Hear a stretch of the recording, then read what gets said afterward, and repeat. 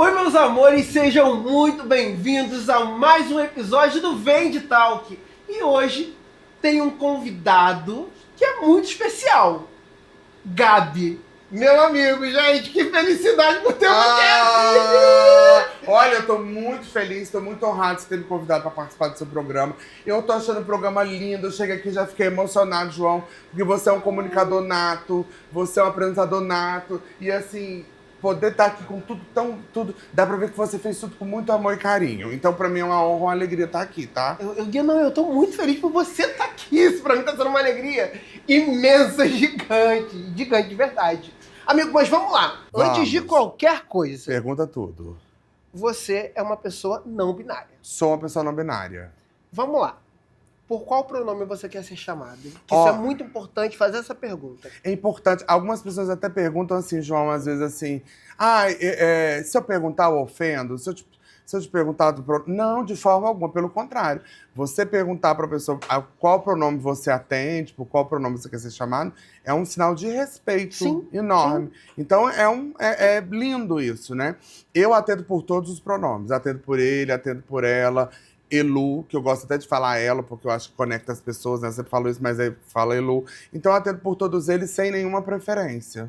Perfeito. Então você fica à vontade de como você quiser me chamar. A gente tem muita coisa pra falar aqui. Eu descobri tanta coisa Meu Deus do céu. fazendo pesquisas sobre você. Eu tô com medo de coisas ocultas que você tem descoberto. Tô com medo de coisas ocultas. Mas a gente vai começar lá atrás, porque você não é daqui do Rio, você é de Distrito Federal, do Distrito Federal. Isso, sou. Me conta como é que foi essa saída de Brasília, do Distrito Federal, para vir pro Rio. Olha, João, foi uma loucura. Por que acontece? Eu vim pro Rio em 2013, sabe? Vim em 2013, já tem bastante tempo, né? Então eu fiquei aqui 7 anos, de 13 a 19, aí fui pra lá, a pandemia, eu estive em Brasília com os meus pais, que meus pais moram em Brasília há mais de 50 anos. E depois de 22 para cá, eu comecei a fazer esse retorno pro Rio. Então já tem mais de 10 anos que eu tô por aqui, né? E eu tem até uma amiga minha, muito engraçada, Clarissa, que ela fala lá de Brasília. Inclusive, um beijo, Clarissa Marini, minha amiga. Ela sempre assiste, ela é amiga raiz, sabe? Amiga assim? raiz. Desde quando eu tava me apresentando assim, 2 pessoas na sala. Ela brincava comigo assim, na época a gente dava junto, lá nas letras, ela brincava e ela falava: gente, o povo tem um negócio do sonho americano, o Gabi tem um negócio do sonho carioca. Ele quer ir pro Rio. Você sabe que pouco tempo atrás eu tava arrumando... Eu tenho uma característica horrorosa, negócio de ser acumulador, né? Horrível isso, João. Nossa, João. Você vai ver que eu tirei 10 sacos daqueles de 10 litros de papel. Isso não é normal, né? Mas então... Isso não tá certo, isso. Essa história de ser acumulador, eu tenho uma situação engraçada. Que eu acumulo o quê? Copo de festa. Copo de festa? Mentira! Gente... Você se entregou ao festeiro total, né, amigo? Eu tenho muito copo de festa. Eu tenho muito, Existe muito. Coleção. É coleção. Coleção. É festa que não existe mais. Eu tenho, o copo tá lá bonitinho, guardadinho. E tenho uma coleção de camisas de camarote do carnaval. Amigo, mas você é do carnaval. O carnaval é você sinônimo. Eu amo. Só que aí eu fico pensando, gente, pra que eu vou guardar isso? Mas tá lá. Tá lá. Colecionar, é uma coleção. Daqui a pouco isso vai virar raridade. E outra coisa que eu aí já é uma questão de coleção, mas eu parei porque... sim, tava ficando insustentável. Caneca. Eu devo ter para mais de 50 canecas em casa. Eu tenho coleção de caneca. Elas estão meio perdidas aqui em Brasília, mas eu tenho fissura por caneca também, sabia? Inclusive, eu já amei essa canequinha. Se sumir, pode ser que eu botei na bolsa. Né? Mas já te falando de Brasília, o que eu tava me perdi? Você tava falando dos sacos de papéis que você... Acumulador. Sim. E aí, amigo, eu tava arrumando coisa lá em Brasília e eu achei um diário de pré-adolescência, infância, pré-adolescência. Era um diário do Mickey, que eu escrevia coisas, uma letra toda engarranchada. E eu achei, olha que coisa maluca, eu achei um postal do Rio, porque eu vinha ao Rio quando era criança, com os meus pais, assim. E eu achei um postal, que eu preguei um postal, e eu escrevi no diário que eu falava, eu ainda vou morar nessa cidade. Então, ter vindo pra cá foi uma realização que eu nem me lembrava desse desejo daquela criança que conheceu o Rio e se apaixonou, né? Então, eu vim, foi muito doido, porque eu tava em Brasília iludidíssimo. Falei, ai, minha vida tá resolvida. Tava me formando em letras, estudando para mestrado, dando uma aula numa escola bacana e estudando para o concurso para ser professor lá da Fundação do Distrito Federal. E aí fui parar no teatro em 2010, num grupo de poesia e performance, dirigido pela Silvia Cintrão, que é uma professora maravilhosa, uma diretora incrível. E a gente fez minha carreira começa em 2010 com Brasílias de Luz, que era um espetáculo em homenagem a Brasília, com textos de Brasília. E aí, aquilo ali, quando eu entrei no palco, eu falei, gente, isso que eu tô sentindo aqui, eu nunca senti na minha vida. Me picou o bichinho do teatro. E aí eu mudei tudo, amigo. Aí eu saí do lugar que eu trabalhava, ganhei uma bolsa para o mestrado, que era na literatura, então eu consegui me manter com essa bolsa. Fui estudar teatro achando que era hobby, mas depois virou profissão. E aí, em 2013, eu vim para cá de uma forma maluca, com mais 4 colegas de universidade, alguns ainda são amigos, e a gente veio com uma mala, R$ 500 no bolso, para passar 6 meses no Rio só. A gente vai fazer um intercâmbio da UNB com a Unirio. Então, não, vamos ficar 6 meses e vamos embora. E nisso ficamos mais 6 e fiquei 7 anos. Meu Deus do céu. Então, calma aí, vamos lá. Foi um caos isso. Você, então, é formado em letras. Sou.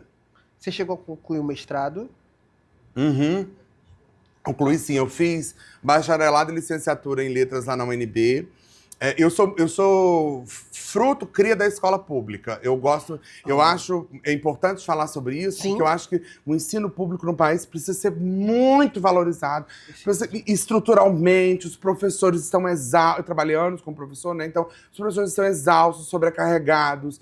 E eu vim a vida toda da escola pública e depois fiz letras lá. Fiz bacharelado e licenciatura, achei que ia segui carreira acadêmica, por isso fui fazer o mestrado, concluí o mestrado, né? Eu já estava aqui no Rio quando eu fui para Brasília defender. E aí comecei o teatro também lá na UNB pelo seguinte, eu queria começar a estudar teatro de alguma forma, estava sem grana para pagar os cursos, falei, cara, eu vou fazer um vestibular que se eu passo, aí eu vou fazer na universidade. E aí, muita gente falou, você nunca fez teatro, você não vai passar. Até uma colega de grupo de pesquisa lá da literatura, que era do teatro... É colega, tá? Uma colega. Ela falou, eu lembro, na época, ela era uma figura engraçada, assim, parecia uma personagem caricata. Ela disse, queridinho, você não faça a prova, porque você não vai passar, você nunca fez teatro, vai fazer teatrinho, depois... E aí eu fiz e passei e comecei a estudar teatro. E aí... Calou a boca dela, né?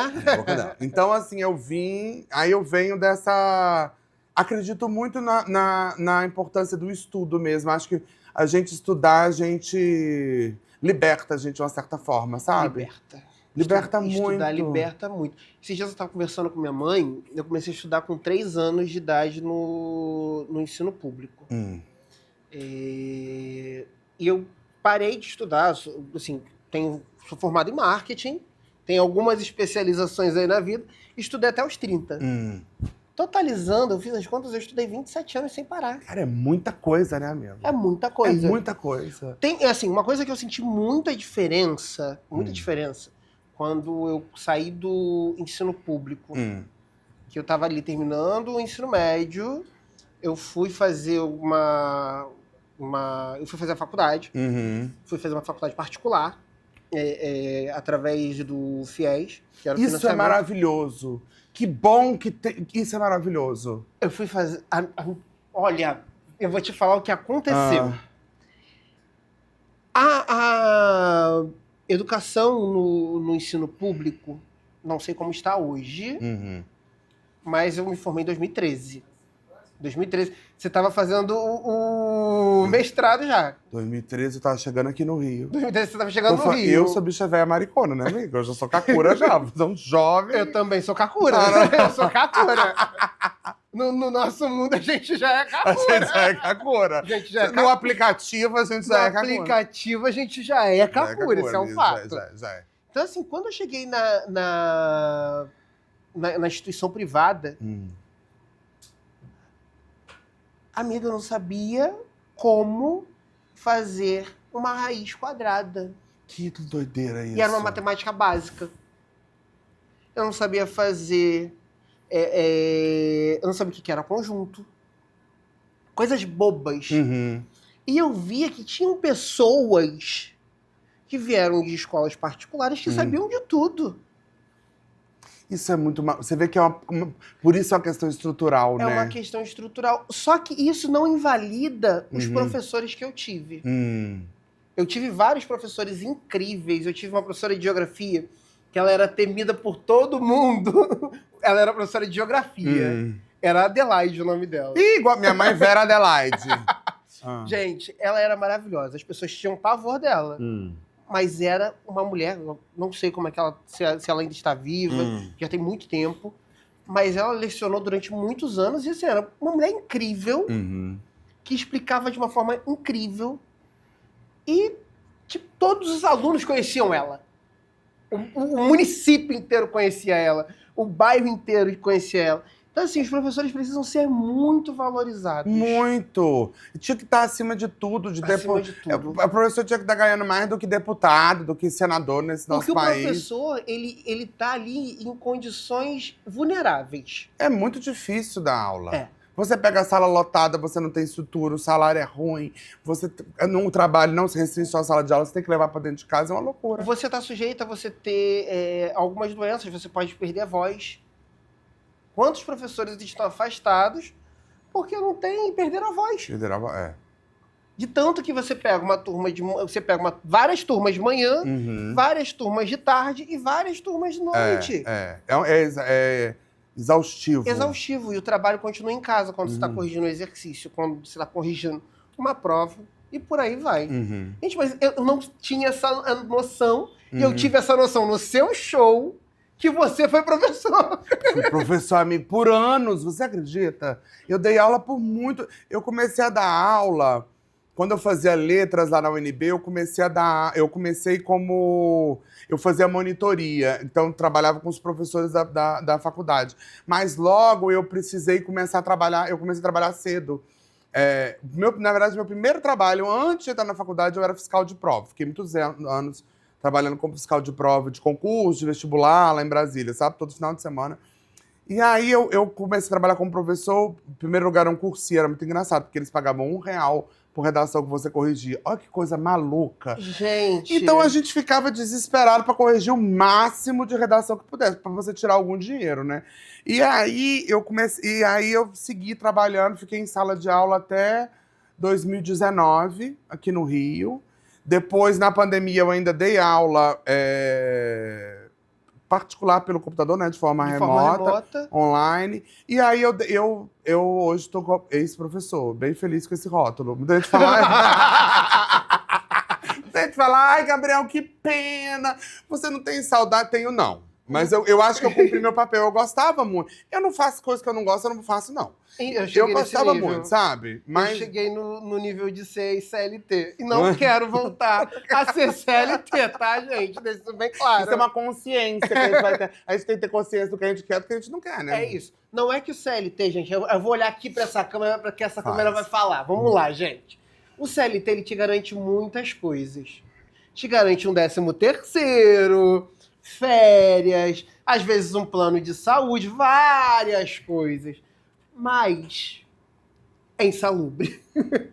Então, hoje eu não quero mais ser CLT. Decidiu isso e Decidi e tô seguindo. Se precisar, quem sabe? Isso, nunca diga nunca. Nunca diga nunca. Nunca diga nunca, nunca diga nunca. Nunca diga nunca, mas não quero. Mas você sabe que eu gostei de dar... Eu dei aula há muito tempo Eu era professor de português, então eu trabalhei gramática, literatura, produção de texto, adorava. Eu já fui corretor do Enem, de redação, isso foi uma loucura. Aquela redação que o povo acha que é mentira, aqueles memes da internet, o povo bota receita de bolo, sabe? Faça um brigadeiro. Tudo verdade, tá? Meu Deus!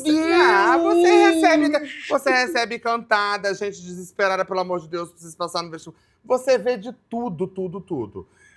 Já aconteceu. E eu tive muitos. E aí, depois, poucos anos pra cá, antes de sair da sala de aula, eu cheguei a trabalhar dei aula de teatro um tempo também, que eu gostei muito da experiência. Trabalhei com criança e adolescente, assim, mas como professor de português, eu passei até por educação de jovens e adultos, passei. Então, eu acho que eu cumpri eu fechei esse ciclo. Encerrou. Encerrei. Quando você encerra esse ciclo, mas você encerrou. Antes de você encerrar esse ciclo, você já estava inserido no mundo artístico. Já. Como é que foi essa sua entrada no teatro? Olha, amigo, como eu tava te falando antes, né?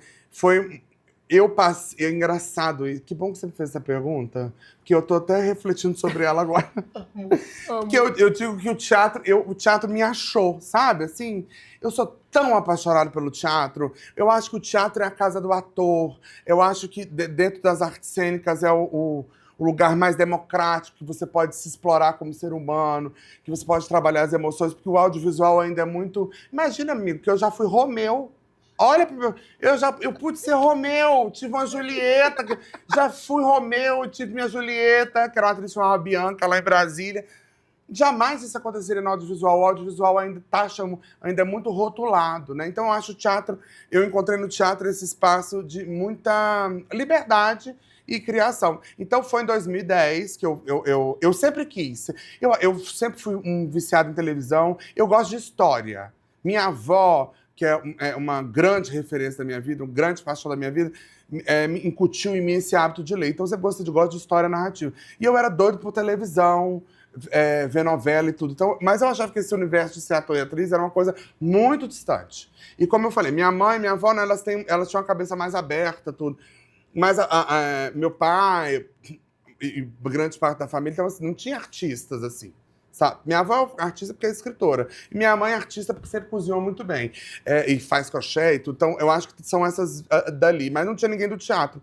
E aí, eu vi aquele negócio, parecia que era muito distante. E aí, em 2010, quando eu fui parar nesse grupo de poesia e performance, a princípio eu ia trabalhar só com texto.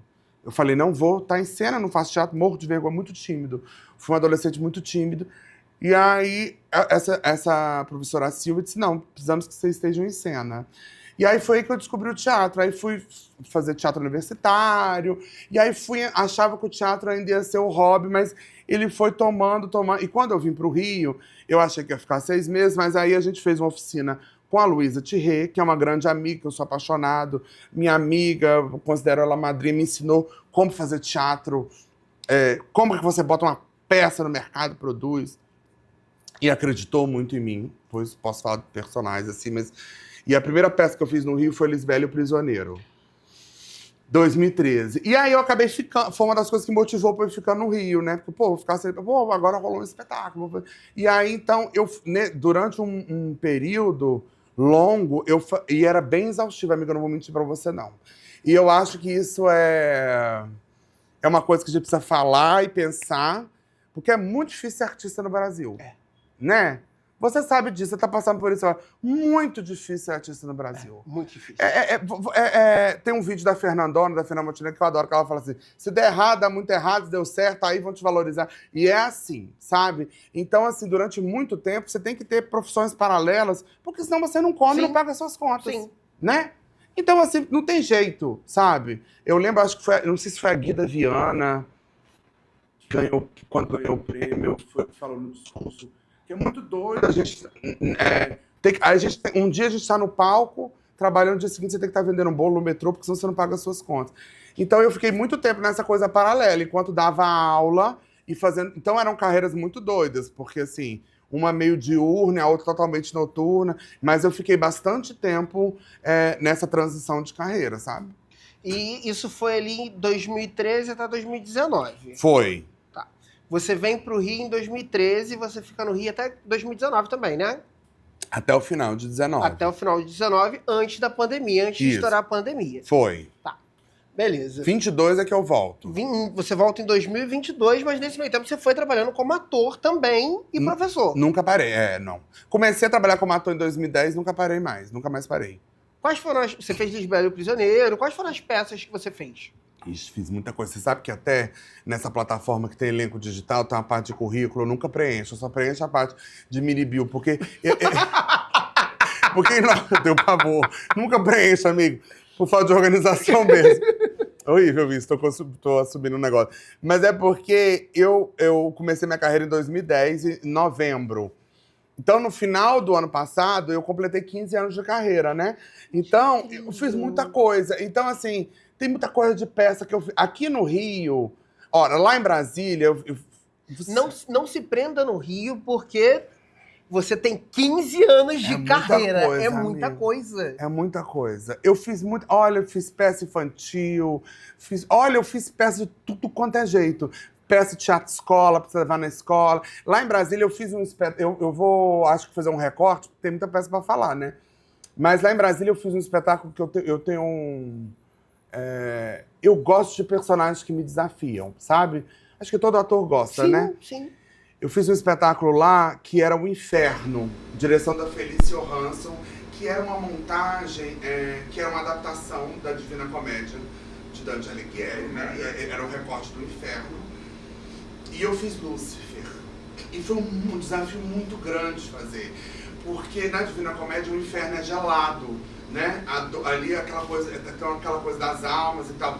E era uma montagem meio itinerante, voltava aquela coisa das estações. Então, assim, a plateia teve um público imenso e a plateia ia passando por momentos da peça e ela chegava no inferno gelado que eu tava fazendo lá. E foi muito doido, porque eu lembro que na época eu disputei com uma outra atriz, foi muito engraçado. Eu acho que eu comecei a sentir fofoca, Contamos! Estamos em Mercúrio retrógrado. Luciano falou, Gabriel, cuidado com o que você fala, cuidado com sua boca, cuidado com sua língua, e você está aqui. Eu venho logo na frente e toque. Pra poder falar. Puta que pariu. Ele vai falar. Meu Deus, amigo. A gente vai expor muita gente. Mas a gente não precisa falar nomes. Mas eu gosto também disso. Amiga, eu acho que esse foi um trabalho que eu comecei a sentir, eu falei, eita, as pontadas do mercado, sabe? Porque eu não conhecia a direção, não conhecia, eu era, né, tava vindo lá do Teatro Universitário, na UNB, era aluno. E a outra atriz que ia fazer já era uma querida das pessoas. Então ela meio que assim, a fulana vai fazer esse papel e ponto. Eu falei, mas por que eu não posso disputar esse papel? E aconteceu uma coisa muito engraçada, porque muita gente olhava torto, falava, ele tá tentando, ele tá isso. E nem era o principal papel da peça, mas era o papel que mais me era curioso de fazer. E aí eu lembro que... Era o seu desafio. E no dia que foi fazer o teste, porque não tem o textão de Lúcifer na Divina Comédia. São trechos. Então o desafio, além de propor o personagem, você tinha que levar um texto que estivesse na boca desse personagem para essa montagem. E a outra atriz que ia fazer, simplesmente não apareceu, não fez o texto, fez nada. E aí rolou uma sinuca de bico, porque estou eu lá com um texto próprio para fazer o dia do teste, cadê? Então ele vai ter que fazer. Então, aí eu fiz, aí eu lembro que a primeira foi não, mas não é esse o tom do texto. Eu sei que no final das contas, essa outra atriz fez o Lúcifer anjo, antes de cair, eu fiz o Lúcifer decaído. Mas ali foi o primeiro lugar que falou assim, então prove que você é capaz. Então, aí eu fui, já tinha estudado latim, letras, fui pro latim, fui a Divina Comédia, e desenvolvi esse texto, então foi meio autoral, assim. E foi um personagem que me desafiou muito, porque entender qual era a raiva desse personagem, onde é que era humano, onde é que ele também era divino. Eu lembro que eu fazia as minhas orações antes de ensaiar, porque puxava uma energia muito pesada. E era muito engraçado, assim, porque tinha uma maquiagem corporal, eram horas para pintar o corpo inteiro, prótese de chifre, e deu um trabalho lascado, assim. Mas foi um prazer fazer. Essa é uma peça que eu gosto muito de fazer. Um deleite pro seu portfólio. Foi, amigo, um deleite. Foi. Um deleite pro seu portfólio. E a reação do público era maravilhosa. Minha mãe levou uma amiga que era evangélica e quando acabou Mas minha mãe é muito louca, né? Eu amo a sua mãe!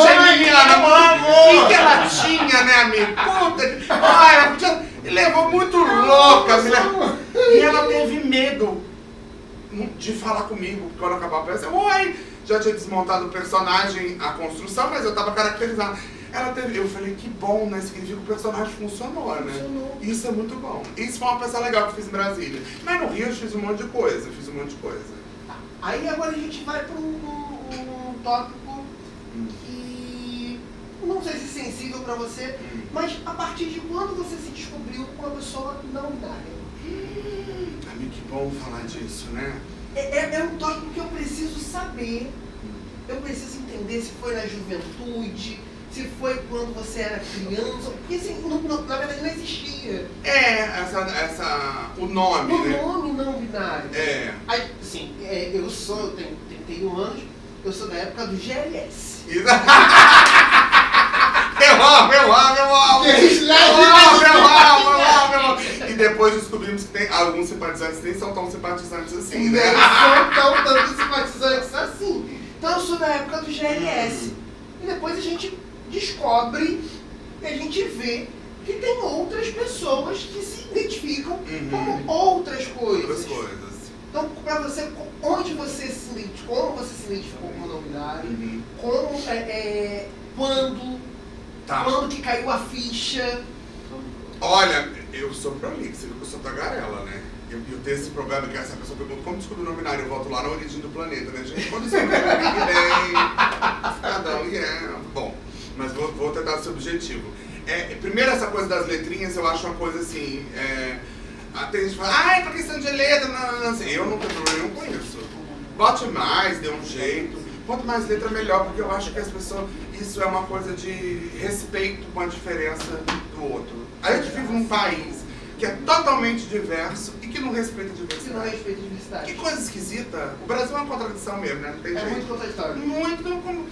Mas essa coisa de me identificar como não binário é engraçado, porque o nome, a descoberta, ainda tem um nome porque eu sou, é recente.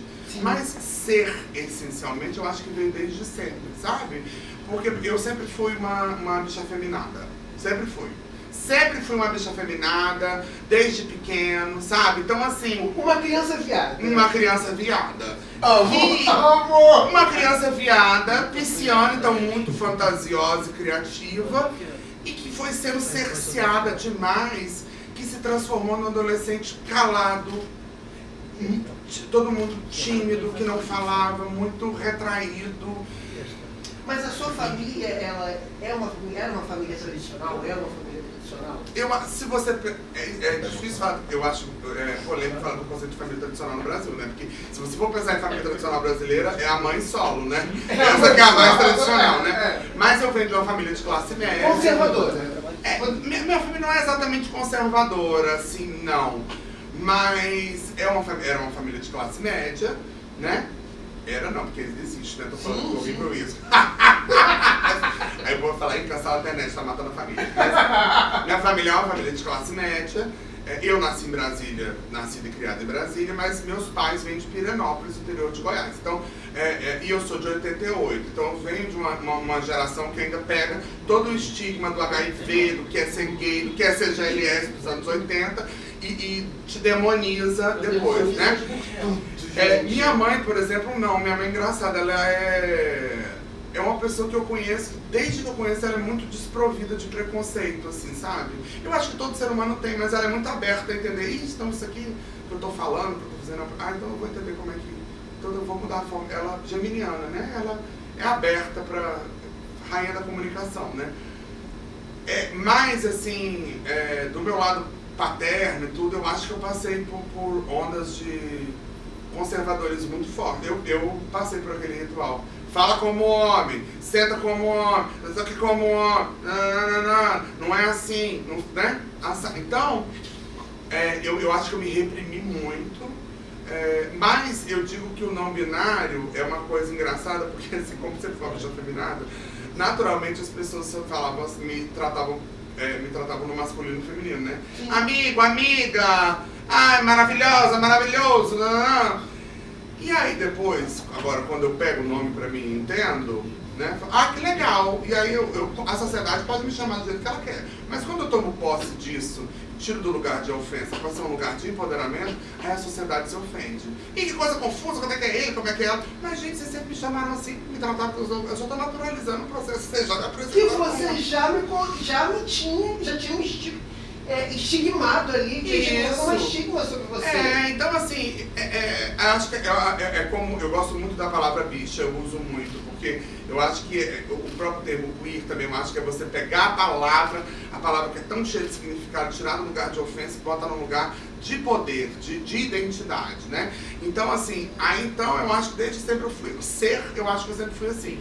Mas na pandemia eu fiz uma oficina do Centro Cultural da Diversidade de São Paulo, com o Vinícius, que faz a drag queen Macaila, que era uma oficina de arte drag virtual, por conta da pandemia, então cada um no seu lugar, e era uma oficina de fato de pessoas muito diversas. Tinha hétero, tinha cis, tinha trans, travesti, não binário, e era uma turma muito grande, claro, as pessoas vão abandonando o processo. Mas eu estudei muito sobre... Eu tenho essa coisa do estudo pra mim muito forte. Eu não saí assim, então sou não binário, eu vou falando por aí. Até eu comunicar, veio de uma sementinha. Eu falei, cara, eu tenho que entender isso. Porque assim, eu sempre estimei o ET no mundo, meio estrangeiro. Aí, bom, então é a coisa de ser gay, porque ele é homossexual, tá. Aí eu me entendo. Aí dentro do universo do homem gay, eu não me reconheço totalmente, acho estranho. Também não sou uma mulher, né? Também não sou uma mulher trans. Então, que lugar que eu tô? Aí eu vou entender, estudando história, teoria queer, que, por exemplo, essa coisa de ser binário, congelado, só pode ter dois, isso é da colonização da Europa Ocidental para cá, porque tem que se separar em dois gêneros, então é homem e mulher, e a mulher tem que ser subjugada ao homem. Então, tudo que é relacionado ao feminino tem que ser submetido ao masculino. Mas se você vê outros tipos de organização social, tem inclusive tribos aqui da América Latina que eles chamavam de dois espíritos, a coisa de gênero é muito diferente, assim. Eu falei, cara, então isso já existia no mundo já. E nessa oficina, estudando, eu achei, lendo Judith Butler e estudando muita coisa, eu entendi, eu falei, gente, tem um termo ali que acho que me contempla. Gente, então só isso aí. Aí foi mais ou menos assim, falei, gente, então o que eu sou no mundo pode ter um nome. Eu gosto de não binário, porque eu acho que assim, eu também nego uma sociedade que me negou, sabe? E eu sempre, uma ironia... Você se posiciona para a sociedade... Acho que sim. Através disso você se posiciona para a sociedade e tá falando, eu existo, eu tô aqui. Sou cidadão, tenho meus direitos, meus deveres. Faço cocô com todo mundo. Vivo como todo mundo. Tenho desejo, tenho tristeza, tenho alegria. Eu acho que a gente tem que humanizar todas essas categorias. Eu acho que a gente está, quando a gente fala das letrinhas, a gente fala de grupos que pura e simplesmente falam assim, mas querem ter mais direito que os outros. Acho que isso aqui é uma fofocaiada babaca. Ninguém quer ter mais direito que o outro. A gente só quer ter o direito de qualquer cidadão, né? A gente quer ser humanizado, eu acho. Quando surgiu as pessoas não binárias, também surgiu os questionamentos sobre pronomes. E pra você, como é que foi isso? Como é que foi esse... eu tô deixando livre aqui, eu posso ser chamado de ele, ela, dela, dele. Pra você, como é que foi isso? Elo. Porque assim, surgiu toda uma multidão se levantou para falar que não existia. Como é que foi para você isso? Olha, eu pensei em várias coisas aqui, minha cabeça é rizomática, né? Vem aqui referência de todo lugar, né? Mas tem até escrevi isso ontem, tem uma frase da Bell Hooks que eu adoro, que ela fala que a linguagem é lugar de luta, né? E eu venho das letras, eu passei anos da minha vida estudando a palavra, estudando a estrutura da língua, entendendo como é que a linguagem como poder, como lugar social, preconceito linguístico e tal. Então, eu acho que eu inclusive me considero um artista da palavra, sabe? E aí, quando vem essa coisa dos pronomes, sobre a minha identificação, né? Sobre a minha identificação, qual pronome que eu me identifico, eu acho que foi natural no sentido do que eu te falei. Como eu sempre fui uma bicha afeminada, as pessoas naturalmente se referiam a mim no masculino e no feminino. Então eu naturalizei. Falei, gente, reconheci, eu acho, a masculinidade e a feminilidade em mim. Mas isso é muito variado de indivíduo a indivíduo, por isso que é importante perguntar, né? Aí eu acho engraçado essa coisa do pronome neutro. Eu acho que é uma artimanha política, assim, da extrema-direita principalmente, que segue nesse modelo de que precisa eleger inimigos. E aí, bom, então eu elejo os inimigos agora, né? Então eles elegeram, tem vários inimigos que eles elegem, né? Mas fulano, comunistas, aí eles têm raiva de artistas, e aí a comunidade LGBT, então estão fazendo kit gay, e aí mudou agora o problema deles é com pessoas trans. Então, assim, eu acho que isso é uma jogada política de eleger um inimigo, e aí serve para manipulação e jogos de poder. Mas eu acho que esse terror que se criou do pronome neutro é isso, sabe? Porque se você for pensar na prática, primeiro que não dá pra impor nada na língua, né? A língua não tem como, é o natural, né, amigo? A língua portuguesa é uma língua tão mutável. Todos os dias a gente vê uma palavra diferente nascendo, a gente vê jargões nascendo que entram pro nosso dicionário, e a língua portuguesa é a língua mais difícil do planeta. Acho que até mais difícil do que o mandarim, porque são palavras certinhas. Uhum. Mais difícil do que o inglês. A língua portuguesa, eu acho que se eu estiver errado, você que fez licenciatura, que estudou essa parte, tem um mestrado, se eu estiver errado, você pode me corrigir, mas é uma língua muito mutável. A língua portuguesa tem um monte de lugar. O português do Brasil, né? O Brasil é um país continental. Então, as variações, você pega a galera falando do norte, é diferente da galera falando do sul. Diferente do centro-oeste, diferente do nordeste, do sudeste. Então, já é muito plural, como você está falando. Né? E não tem como controlar. A linguagem, eu acho, como expressão de um povo, de uma cultura, reflete a realidade. Então, essa resistência ao pronome neutro, eu acho que fala de uma tensão que a gente tem sentido com essa coisa do conservadorismo, inclusive. Mas não tem como controlar a língua. Então, assim, se estão levantando uma posição... Todo mundo fala, tá querendo impor o pronome... Ninguém quer impor pronome neutro em lugar nenhum, gente. Levantou-se uma possibilidade que pode ser que cole e vire e se naturalize, depois se gramaticalize, dicionarize entre os falantes e vire uma coisa. Ou pode ser que também não coisa. Porque também o povo acha que linguagem inclusiva se restringe só ao pronome neutro. Não. São formas e formas de você organizar o discurso, de você falar. Sim. Né? Então existem outras coisas. Eles falam, mas aí agora o pronome neutro vai ser predominante. Amor, a gente já tem uma linguagem predominante que é a masculina, né? Se eu tô aqui na sala com 20 mulheres e tem um homem, vai falar todos vocês. Então, assim, já existe uma linguagem predominante, então temos que partir daí. E o pronome neutro, eu acho que ele é mais simples do que se imagina. É só uma nova possibilidade que se apresenta de incluir.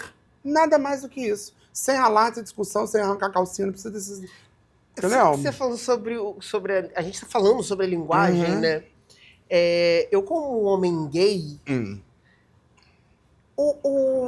a comunidade gay a comunidade LGBT já tem uma linguagem própria. Se apropriou do Pajubá, por exemplo, né? Do Pajubá. É. Aí vem o Aqué. Ficumã. Isso. Gente, é uma linguagem tão... mas também não é tão... eu não sei se eu vou usar a palavra errada, mas não é tão criminalizada como o pronome neutro. É porque a coisa do pronome neutro realmente é uma questão política e de poder. Então, precisa-se criar um inimigo, porque aí abafa as outras coisas todas. Escolhe-se o inimigo para poder abafar o restante das coisas. Isso, e aí há um tipo de dominação dita conserva... Eu tenho pavor... Olha, eu vou falar um negócio pra você, amiga. Um tempo atrás, uma amiga de minha disse assim, lá de Brasília, Gabi, vou te apresentar meu namorado, a gente tá se conhecendo e tal. Ai, mas segura a mão aí, porque ele é meio conservador, tá? Eu falei, então não me apresenta. Se a pessoa vem falar pra mim que ela é conservadora, eu tenho um pavor, João. Porque pra mim, conservador critica publicamente aquilo que ele faz escondido. Sim.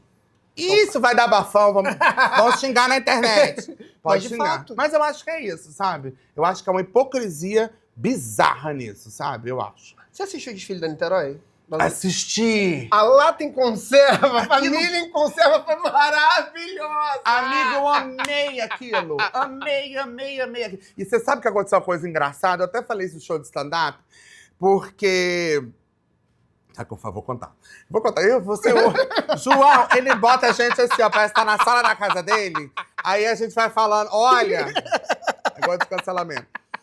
Eu amei o desfile, eu amei, achei importantíssimo, acho que é um desfile histórico. Foi. Acho que esse rebaixamento também tem uma coisa política. Eu não entendo muito de carnaval tecnicamente. Eu vou pra avenida, eu acho tudo lindo, nem tenho uma escola favorita, me emociono, choro. Mas eu acho que tem uma coisa política aí muito certa. Mas quando aparecem as latas, eu achei... E aí o povo uriçado na internet... Aí você sabe que tinha uma pessoa que eu conheci, um cara... que tinha aqueles Instagrams, assim, low profile, entendeu? Então, assim, você tinha uma foto de paisagem, a praia de Botafogo, um sazão pra dizer que cozinha, sabe? Aí lá, depois de 40, você tá entendendo? Depois de 40 posts, um close, tá? E aí, logo depois desse bafão da lata, né? Tá lá ele postando uma lata dele, eu fiquei chocado. Falei, gente, mas eu já beijei esse homem, ele tá postando a lata dele com a família, ofendidíssimo. Aí falei, quer saber, vou lá comentar. Falei, está faltando eu nessa lata. Bloqueei, me bloqueou, amigo. Amigo, fui bloqueado. Ai, Deus do céu! Amigo, fui bloqueado por um sigiloso no Instagram. Você tá entendendo? Que loucura, né? Gente, é muito louco! Tu acredita nisso? Fiquei chocado com isso. Mas é o que mais tem, né? Amigo, eu fiquei de cara. Quando eu vi o post, eu não acreditei. É o que mais Eu falei, tem. gente, mas fulano postou nessa lá. Menino, fulano tem família, nunca me falou isso. E aí, tá faltando nessa lata, me bloqueou. Agora, eu vou descer o nível Deixa aqui ele. um pouquinho. Porque tem aqueles pais de família que é só no sigilo. É no sigilo. Deus, pátria, família. Pabi conhece muita coisa disso. Pabi, vem contar caso bem aqui. Vem contar pra gente. Eu tenho um caso. Gente, agora eu estou em um relacionamento sério, tá? Deixar isso bem claro pra vocês, mas isso aconteceu. Coisa de 15 anos pra trás. Não, eu tô namorando há 3 meses, aconteceu 6 meses atrás. Foi um pouquinho antes, tá? Mas um cara casado, um motorista de aplicativo... Porque, gente, o Uber é tipo um Tinder, né? Um Grindr. Acho que é pior. Acho que é pior. Falou assim... Quer? Não. Quero. Tô na pista, tô avulso. Gente, eu tava em casa. Aí ele, quer? Quero. Falei, tá bom. Ele, tô te esperando na porta do seu prédio. Eu falei, tá bom. Mandei minha localização pra minha amiga. Falei assim, amiga... Se 15 minutos... Tô indo pegar aqui um hétero no sigilo. Amiga, assim, 2 horas eu não te mandar nada, desce pra primeira DP. Ela riu. Até mandar um beijo pra ela, porque ela é minha parceirona. Manda, né? Débora, ó, te amo de verdade. Você é uma mulher incrível, uma mulher maravilhosa, batalhadora, uma mulher de pulso. Gente, eu vou te apresentar a Débora. Então eu vou mandar gente, Débora, um beijo. Vamos marcar uma cerveja pra desconhecer. Não, você vai adorar a Débora. Eu já quero. Débora é babilônica no carnaval. É mesmo? Já quero. Débora, já quero te conhecer. Todos os dias. E é bloco. Como que tem essa energia, gente? Não sei. Eu fui sustentado pelo Dorflex. O mais engraçado pra mim é que quando termina o carnaval, ela vai pra quaresma. Ela entra na quaresma. Isso é maravilhoso. Eu ainda nem sei se ela entrou na quaresma desse Sacra ano. e profana no mesmo corpo. Eu não sei se ela entrou na quaresma esse ano, tá? Amigo, eu tenho que até te perguntar isso. Tô pra te perguntar isso desde quando terminou o carnaval. Você entrou na quaresma? Vamos descobrir isso? Preciso Vem aí. descobrir. Débora vai contar pra gente nos comentários. Então, assim, tem muito, e principalmente Muito. aplicativo de deslocamento. Que loucura, né, amigo? É muito louco. É muito louco. Eu tenho preguiça desse povo hipócrita, né? Eu também tenho. Ai, que loucura. Eu tenho preguiça. Mas é uma hora que a gente consegue. A gente consegue fazer. A gente gosta, né? Às vezes a gente precisa bater o critério, abaixar o critério, senão a gente não transa, né? É, isso acontece. É assim, amiga. Isso acontece. Acontece. Principalmente porque eu não sou padrão. Uhum. Isso é importantíssimo, né? Eu não sou padrão. Não sou Bom que você padrão. tá falando sobre isso, Não, e eu entro num momento que, por não ser padrão, eu já sofri muito, tá? Eu passei a me amar também, né? Quer ficar comigo? Sou gordo, eu como muito, eu gosto de comer, gosto de beber, gosto de dormir, não vai me ver em academia, não vai ver em nada disso. E é um lindo, gostoso, pessoa maravilhosa, do mesmo jeito. Quem tá pegando não tá reclamando. Isso é maravilhoso. Quem tá pegando não tá reclamando. Tem gostado muito, inclusive. Tem gostado muito, inclusive. Quando eu entendi isso, amiga, a vida mudou. Minha cabeça mudou. Amigo, é libertador isso, né? Porque eu era escravo de remédio pra emagrecer. Eu lembro que eu tive um relacionamento de 7 anos que foi tóxico, mas hoje é um amigo. É mesmo? É um amigo. E na época que eu estive com ele... Você é uma pessoa muito elevada, porque o seu tóxico acabou. Mas, Uma chance só. mas então, eu... Mas você é maravilhoso, né, João? Você não existe. Ele é uma pessoa... Ele é uma pessoa boa, mas ele é uma pessoa... Assim, ele é, né? 27 anos mais velho do que eu. Eu comecei a namorar ele com 18. E novinho. Ele tinha 40 e pouco. Ah. Então, meu primeiro relacionamento eu era apaixonado. Então eu fazia tudo. Tudo por ele. Se tiver que tomar remédio pra emagrecer, tomava remédio pra emagrecer. Se tiver que fazer o que tinha que fazer, eu fazia. E tava tudo certo. Mas chegou uma hora que eu falei assim, gente, eu não posso viver assim. Não posso viver. Não dá. Não dá, eu não posso viver preso ao que as pessoas querem de mim.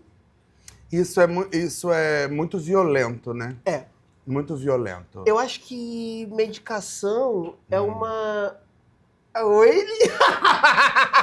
Ai, olha ele! Diretamente do... Olha ele! Eu amo, gente, eu amo. Diretamente ele do paredão falso. Paredão falso. Ai, meu Deus do céu, Juliano! É você! Isso foi maravilhoso! Ele fez o Juliano Flores. Gente, isso é um ator. Você dá o personagem, ele faz na hora, não tem jeito, né? Ai, Deus do céu. Você viu que ele fez Juliano Flores. Eu achei você icônico de Juliano Flores. Ai, Deus do céu. Mas voltando, então, eu me permiti. Porque a partir do momento... Gente, eu tomava muito remédio pra emagrecer. Pois é, uma violência, né? É uma violência contra o nosso corpo. É. Mas voltando à parte sobre você se ver como uma pessoa não binária. Você comprou uma briga lá em Brasília, lá no Distrito Federal, para você trocar e colocar no seu registro como uma pessoa não binária. Amigo, foi. Você foi a primeira pessoa a fazer isso. Isso é uma coisa muito maluca, assim.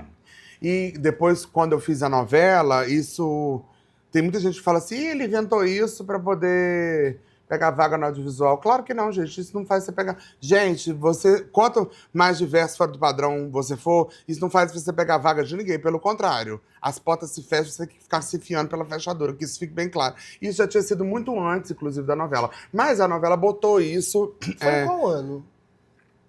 Ixi, gente, olha como eu sou péssimo de 20... 21, 20. E foi mais não, João. Foi 20... Você voltou para Brasília... Você saiu de Brasília em 22. Eu comecei a ficar indo e voltando. Indo e voltando. Nesse processo de mudança para o Rio foi gradual. Cara, eu não lembro mais o ano do processo, eu esqueci. Tá, mas foi uma coisa... Mas vamos pesquisar, bota na legenda. A gente coloca, Ah. Mas foi uma... Como é que foi isso pra você? Olha, eu digo que muita gente hoje fala, também tem esse processo de demonização da militância, do ativismo, mas eu digo que o ativismo me salvou.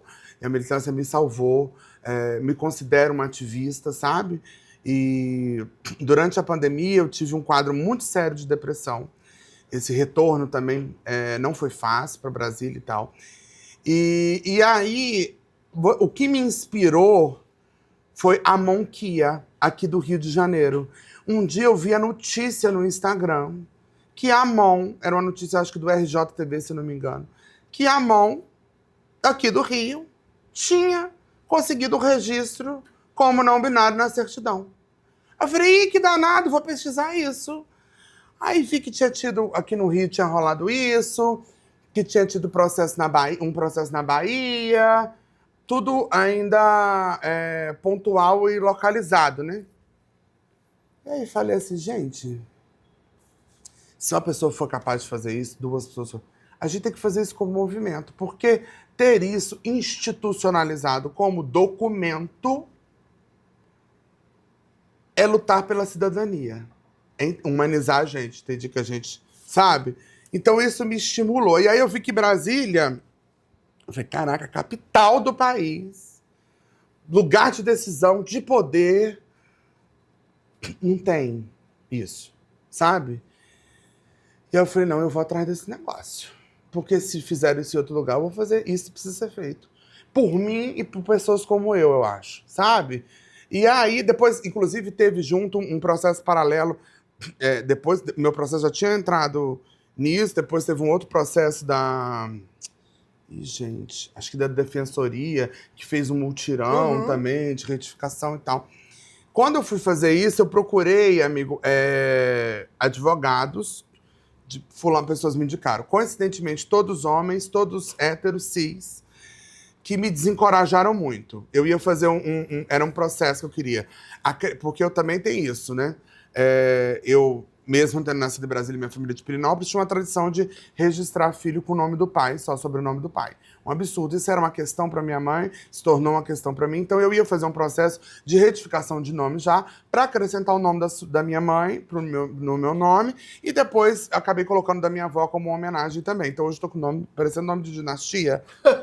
Dissertação do Enem. Tudo deve dar problema com banco. O nome real. Nome real.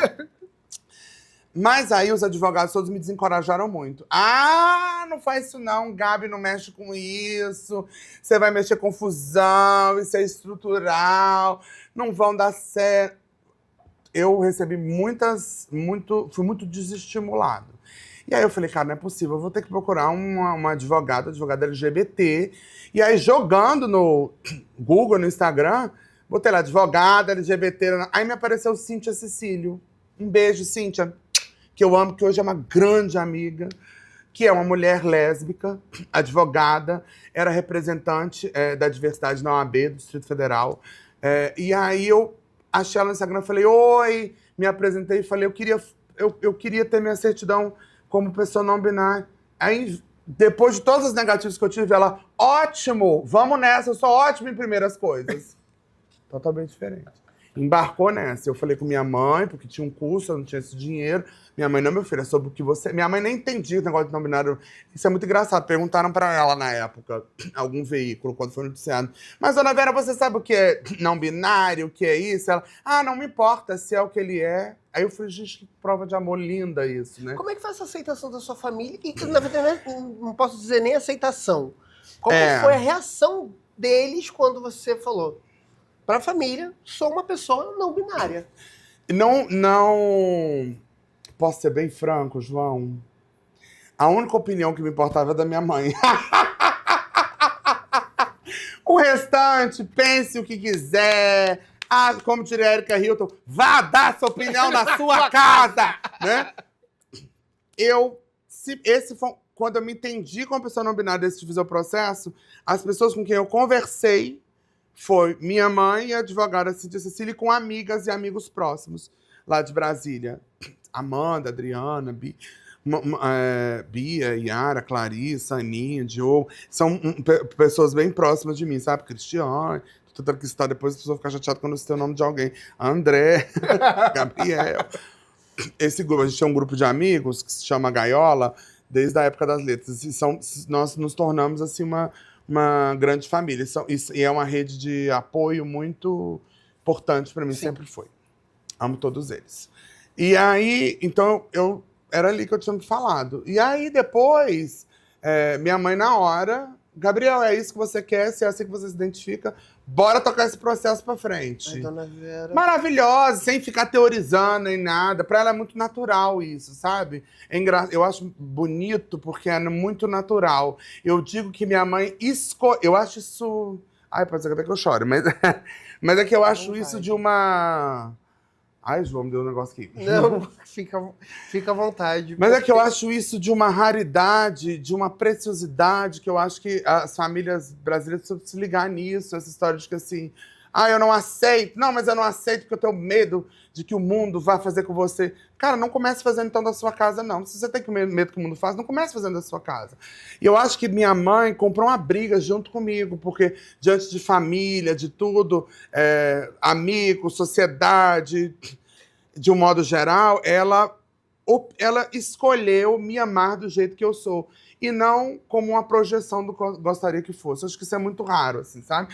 E aí, depois, quando ele saiu, claro, eu recebi mensagem, falei, algumas pessoas permaneceram em silêncio, permanecem até hoje, é como se é algo que não é falado, mas eu falo bastante, quem não quiser que não fale, né? Sim, sim. E outras pessoas se manifestaram, achando legal, outras pessoas acharam confuso, outros acharam que eu estava inventando moda, tem gente que acha que eu quero aparecer, aí acham o que quiserem.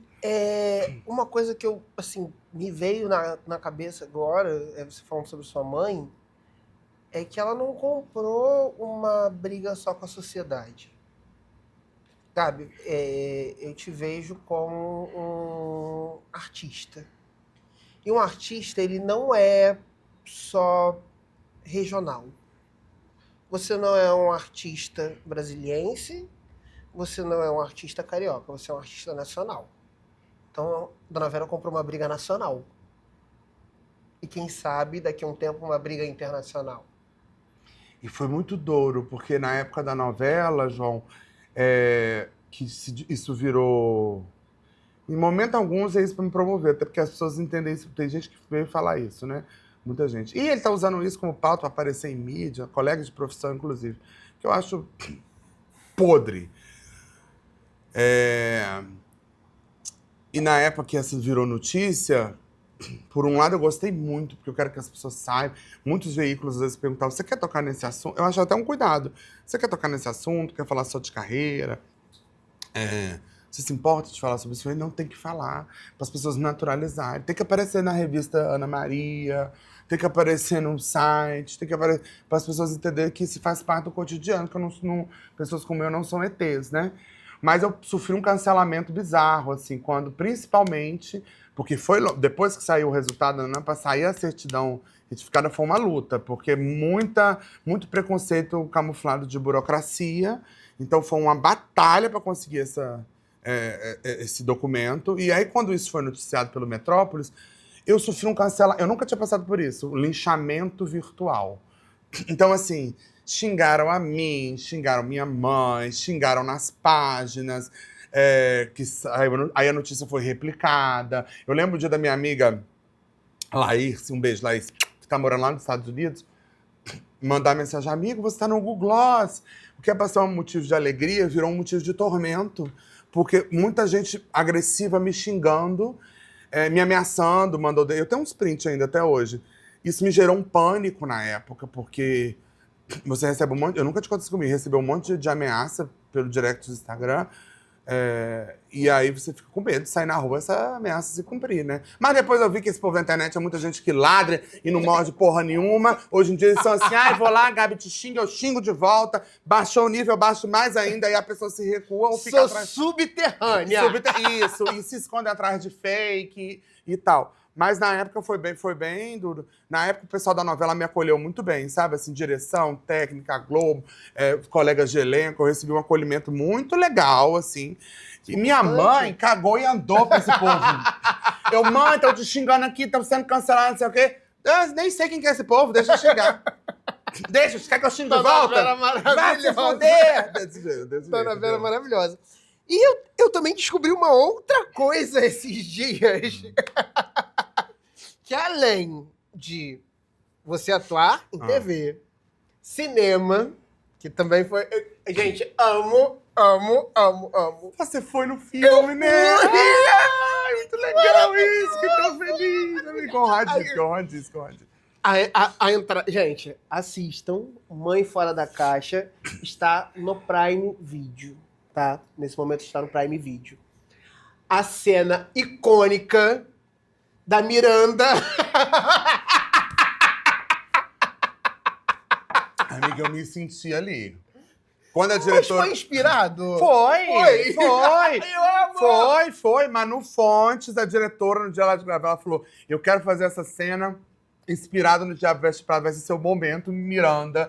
E eu falei, meu Deus do céu! É o sonho de toda gay, eu quero ter... Meu Deus, você é o meu momento diva.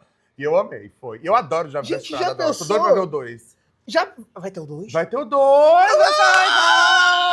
Meu Deus do céu! Vai ter o 2, já estão gravaram tudo já. Meu Deus. Você vai estar? Vem aí. Não, Diabo Veste Prada. Sim.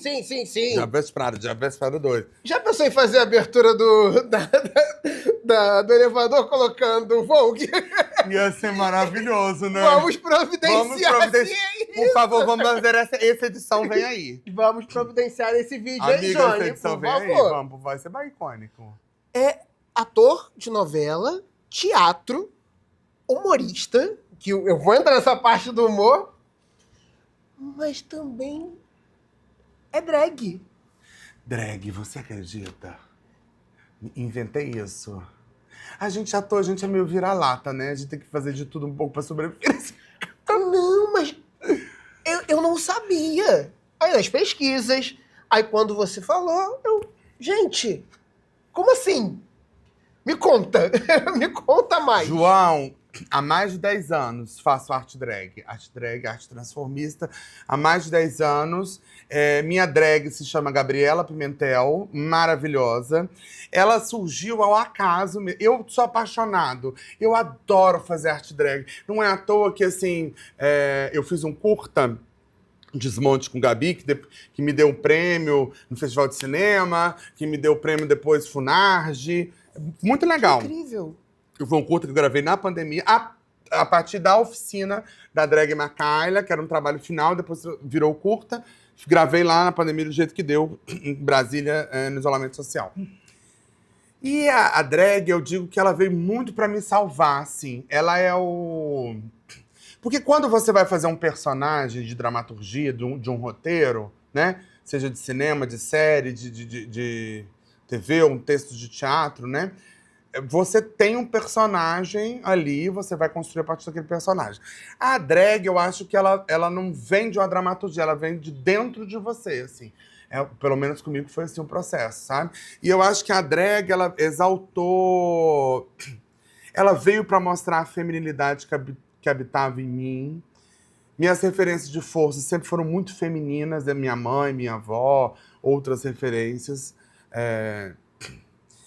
E aí a Gabriela Pimentel surgiu num momento muito engraçado. Primeiro, eu fazia teatro lá na UNB, era uma professora maravilhosa, uma artista incrível chamada Cíntia Carla, e ela era uma disciplina sobre caracterização. E aí a gente fazia, né, um dia maquiar rosto de animal, variava, e um dia era drag. E eu nunca tinha feito. Fui fazer, aí quando me olhei no espelho, assim, falei, eita, tem alguém aqui. Que não sou eu que tô acostumado comigo. Quando vi com aquela cara montada, eu falei, tem um negócio aqui. Me deu um furor, sabe?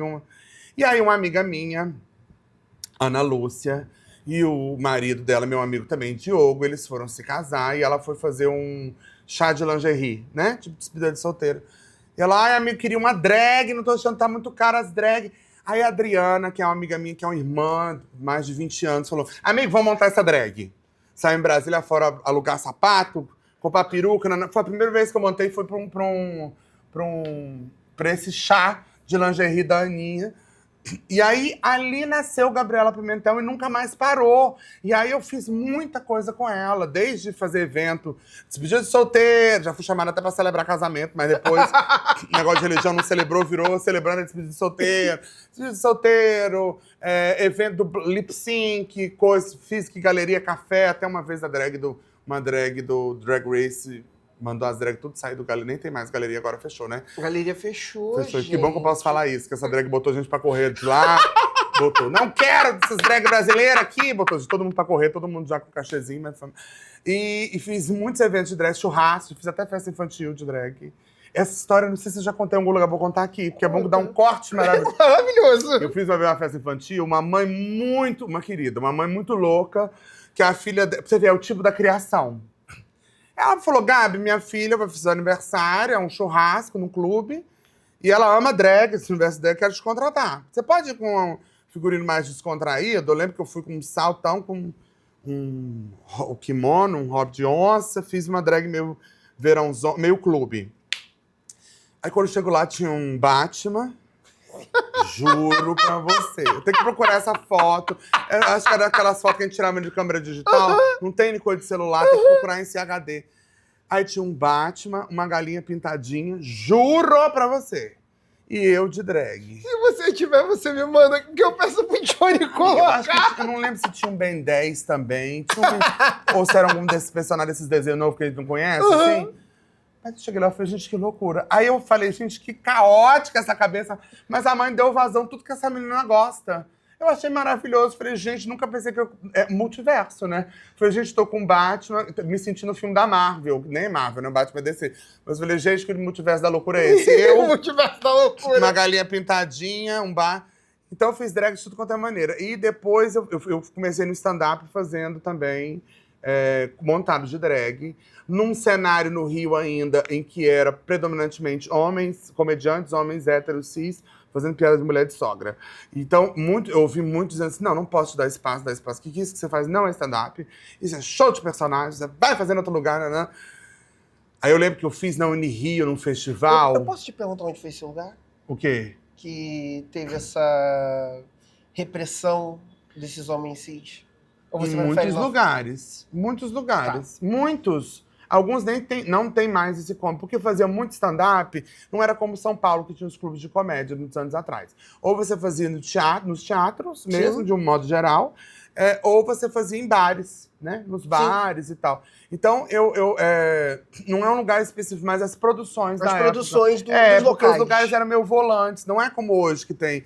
isso é muitos anos atrás, né? Hoje a gente tem a Casa da Comédia, né? E tal. Que foi onde eu te conheci. Foi! Amigo, Casa da Comédia foi. Nasceu nossa amizade. Nasceu nossa amizade. Não tinha que ser maravilhosa por isso, porque nasceu da alegria, né? Nasceu da alegria. Então, na época, eu parei pra fazer por isso. Eu lembro que eu fiz, na época, um espetáculo com a Gabriela Pimentel na Unirio. Porque, eu tô dizendo disso porque eu acho que a gente tem que combater essas formas de preconceito, explodir essas caixas em todos os cenários. Quando eu falo das produções, dos teatros, eu tô falando do mercadão. Sim, sim. Mas, dentro da universidade, que você pensa, porra, que legal esse espaço de criação, não vamos ter esse tipo de restrição. Tinha também. Vai morrer de eu falar esse negócio de povo dando rima, eu vou falar sim. Mas eu amo a Unirio, amo vários professores que eu tive, Anascar, Jane Celeste, eu amo. LGBTQ, amo Moacir, amo muitos professores que eu tive lá. Mas, na Unirio, a gente tinha um festival, eu não sei se tem ainda, que era o FITU, Festival de Teatro da Unirio. E aí, eu fiz Gabriela Pimentel stand-up comedy universitário. E aí, quando pedi a pauta no festival, eles me deram uma sala que era um cu desse tamanhozinho, micra sala, entendeu? Pra fazer lá, porque negócio de stand-up na universidade não pode, porque não é, né? Me deram um cu de uma sala, e só que deu muita gente. E eles não iam comportar na sala, e eles tiveram que me deslocar pro palcão, que era o palco principal. Que tem uma coisa lá dos professores, não vou falar o campo, mas enfim. Da direção, na teoria, não falei, né? Que acha que... Se vocês aqui vão acabar comigo, pode ser... Mas não citei nomes, porque eu não tô tendo dinheiro pra pagar processo. Mas isso. Quando eu tiver... Tem uma amiga minha que tá formando direito, a Amanda. Mas quando então... ela pegar o AB, eu vou falar atrocidade. Deixa eu aproveitar e falar assim, então. Meus advogados já estão preparados. Alexander Monceau já está preparado. Meus advogados, amigos, eles podem trabalhar por nós, tá? É isso, tá? Não tô citando nome porque eu não posso Beijo, pagar processo. Guigo. Eu amo. Olha, por favor, trabalhe por nós. Se fomos cancelados aqui. Mas aí tinha uma coisa que o palcão era... Não, alunos de direção que podem fazer. Não, alunos não sei aonde pode fazer. Não. Alunos... E aí eu tive que fazer no palcão porque não tinha lugar onde enfiar a gente. E aí eu fiz, na época, esse stand-up comedy universitário, falando temas da universidade de fora, e mercado e tudo, com a minha drag. E eu lembro que a gente conheceu um querido Maurício, que trabalhava no Buraco da Lacraia, como garçom, e ele também era gogo boy, com a bundinha de fora. E foi engraçadíssimo o ensaio, porque Laís, que estava dirigindo, a gente fazia os ensaios, né? Ela muito séria falava, por favor, com um pouco mais de sensualidade. Ela dirigindo o gogo boy era maravilhoso. Por favor, se importa de puxar a sua calça, por gentileza. Era maravilhoso. E aí, ele nunca tinha se apresentado num teatro. Foi lindo ver como eles, você sabe, tiraram... Por que tem que ser só inferninho e tal?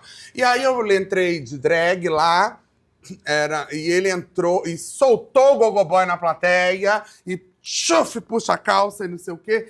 E aí, na semana seguinte, só se falava nisso, foi maravilhoso. Gente que amou, que adorou, aclamadíssimo. E gente que teve ódio. Não vou falar o nome, mas seu professor que falou: você feriu o solo sagrado do teatro, trazendo o gogo boy pra tirar roupa no balcão da Unirio. Falei, gente, feriu o solo sagrado, amigo. Gente, nunca ninguém viu uma bundinha?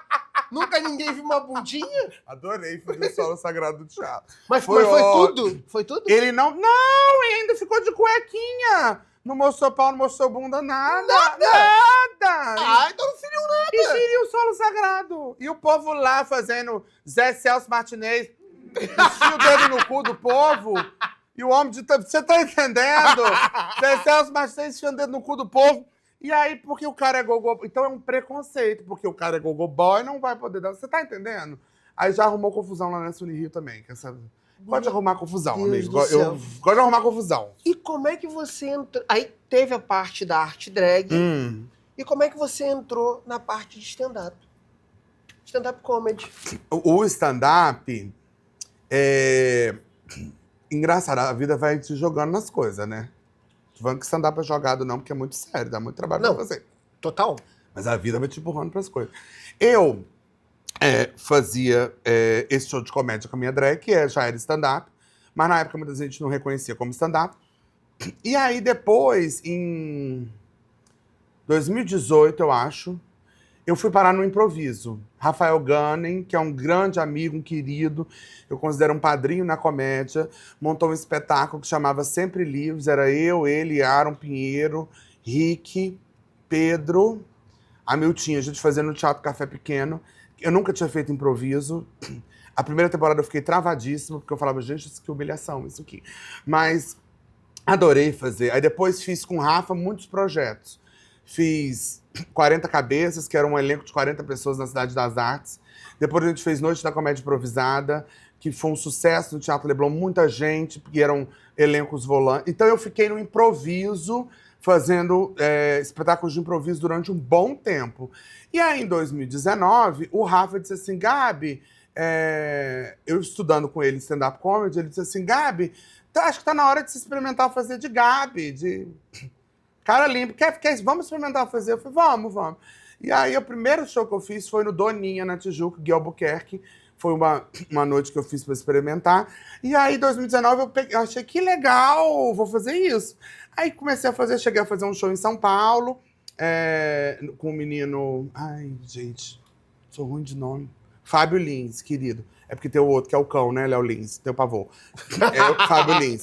Gremlins Comedy Club, eu lembro que eu fiz em São Paulo. Só que aí veio pandemia, eu parei. E aí depois eu fui fazendo muitas coisas no audiovisual, tá? Aí tem mais ou menos, eu acho que um ano e meio que eu voltei pra valer no stand-up. Tô fazendo um show atrás do outro. Foi assim. Foi sabe? assim. É. Eu te conheci no ano passado, na Casa da Comédia Carioca, Foi. que é um local que eu amo. Deixar isso bem, bem claro. Por ali passam humoristas incríveis, humoristas que eu amo. Tá? Você é um deles. E a Casa da Comédia, ela dá uma oportunidade gigante para muitos humoristas. Muitos. Então ali, eu já vi humoristas grandes, até que eu vou acompanhando na internet, tem o... Galera famosa. Sim, sim, e é de fácil acesso, é acessível para as pessoas. Faz com que a cultura seja acessível. Uhum. Então, quando eu conheci, no ano passado, eu te conheci através do Banheirão da Casa da Comédia. Eu amo. O Banheirão começou em julho, Eu não sou foi? ruim com data. Foi Gabi julho. Brandão e Pablo vai dar na minha cara. Foi maio? Eu fui, eu acho que em julho. Se eu tivesse dinheiro, Gabi Brandão fosse meu produtor. Eu não tenho dinheiro, mas... Porque além de um artista maravilhoso, ele é organizadíssimo. Ele é muito organizado. Parece que ele tem 70 anos e eu parece que eu sou mais novo que ele. Eu não lembro se eu fui em julho ou em agosto. Tirando isso, só teve em dezembro que eu não fui. Acho que foi dezembro que eu não fui, mas depois eu fui em todos. Em todos. Então, assim, e eu vi o desenvolvimento de vocês, eu vejo o crescimento de vocês, até que chega o seu momento de estrear o Boca Livre. Foi loucura.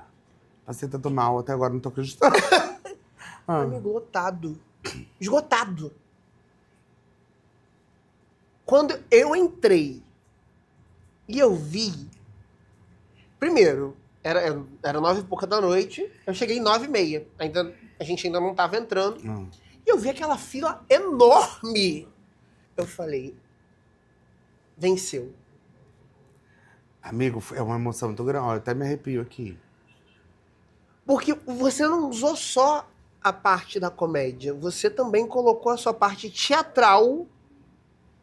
Você misturou o cômico com o seu lado teatro, o seu lado artista ali, e você fez muito bem. Você fez muito bem. Muito obrigado.